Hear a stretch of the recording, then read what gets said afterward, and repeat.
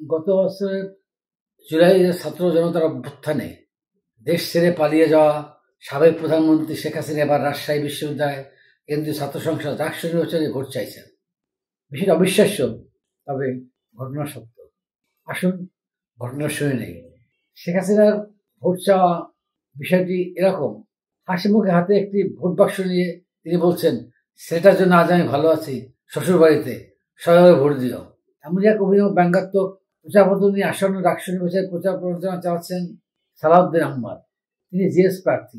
গত বছরের জুলাইয়ের ছাত্র জনতার গণঅভ্যুত্থানে সালাউদ্দিন আহমদ আন্দোলনের প্রথম সারিতে থেকে নেতৃত্ব দিয়েছেন। সে সময়গুলোতে আম্মার নাইক হাতে দরাজকণ্ঠে রাজপথ কাঁপাতেন। রাজশাহীর আন্দোলনে তার নেতৃত্বকে কেউ কেউ বলেন সালাউদ্দিন রাজশাহীর অভ্যুত্থানের পোস্টার বয়। প্রচারপত্রে দেখা যায় পলাতক শেখ হাসিনার চোখ বন্ধ করে মুখে ফোকলা হাসি নিয়ে দাঁড়িয়ে আছেন, হাতে তার একটা ভোটের বাক্স, পরনে তার সুন্দর ছাপা শাড়ি।